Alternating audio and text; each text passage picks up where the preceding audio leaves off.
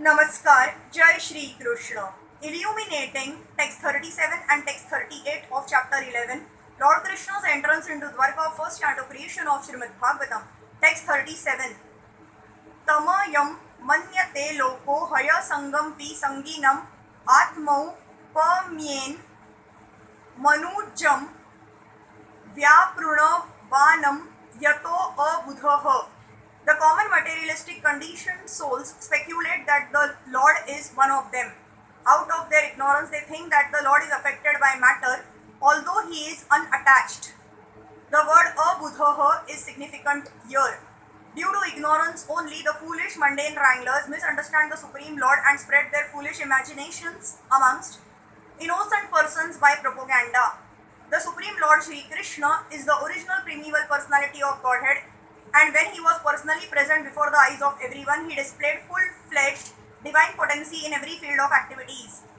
As we have already explained in the first verse of Srimad Bhagavatam, he is completely independent to act however he likes, but all his actions are full of bliss, knowledge and eternity. Only the foolish mundaners misunderstand him, unaware of his eternal form of knowledge and bliss, which is confirmed in the Bhagavad Gita and Upanishads.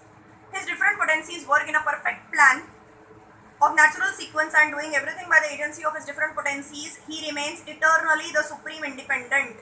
When he descends on the material world by his causeless mercy to different living beings, he does so by his own potency. He is not subject to any condition of the material modes of nature, and he descends as he is originally. The mental speculators misunderstand him as the supreme person, and they consider his impersonal features as inexplicable Brahma to be all. Such a conception is also the product of conditioned life, because they cannot go beyond their own personal capacity. Therefore, one who considers the Lord on the level of one's limited potency is only a common man. Such a man cannot be convinced that the personality of Godhead is always unaffected by the modes of material nature. He cannot understand that the sun is always unaffected by infectious matter. The mental speculators compare everything from the standpoint of experimental knowledge of their own selves. Thus, when the Lord is found to act like an ordinary person in matrimonial bondage, they consider him to be like one of them, without considering that the Lord can at once marry 16,000 wives or more. Due to a poor fund of knowledge, they accept one side of the picture while disbelieving the other. This means that due to ignorance only, they always think of Lord Krishna as like themselves and make their own conclusions, which are absurd and unauthentic from the version of the Srimad Bhagavatam. Text 38. Eta dishan mi shasya prakruti stho api tada gunaiha na yujyate sadatma sthaira yatha buddhis tada shraya. This is the divinity of the personality of Godhead. He is not affected by the qualities of material nature, even though he is in contact with them. Similarly, the devotees who have taken shelter of the Lord do not become influenced by the material qualities. In the Vedas and Vedic literature, Shruti and Smriti, it is affirmed that in the divinity there is nothing material. He is transcendental nirguna only, the supreme cognizant. Hare, or the personality of Godhead, is the supreme transcendental person situated beyond the range of material affection. These statements are also confirmed even by Acharya Shankara.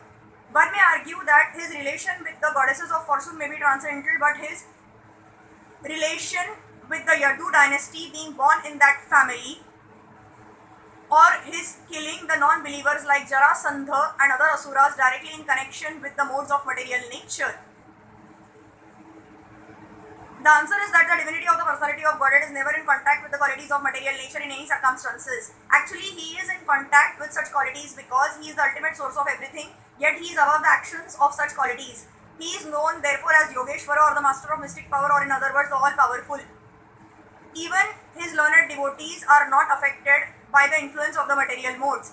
The great 6 Goswamis of Vrindavan all came from greatly rich and aristocratic families, but when they adopted the life of mendicants at Vrindavan, superficially they appeared to be in wretched conditions of life, but factually they were the richest of all in spiritual values. Such Mahabhagavatas, or first great devotees, although moving amongst men, are not contaminated by honor or insult, hunger or satisfaction, sleep or wakefulness, which are all resultant actions of the three modes of material nature. Similarly, some of them are engaged in in worldly dealings yet are unaffected.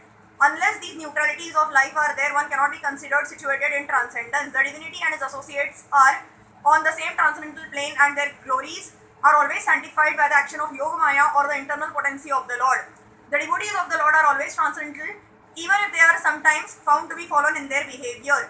The Lord emphatically declares in the Bhagavad Gita 9.30 that even if an unalloyed devotee is found to be fallen due to a previous material contamination, he is nevertheless to be accepted as fully transcendental because of his being engaged 100% in the devotional service of the Lord. The Lord protects him always because of his rendering service unto him, and the fallen conditions are to be considered accidental and temporary. They will vanish in no time. Hare Krishna.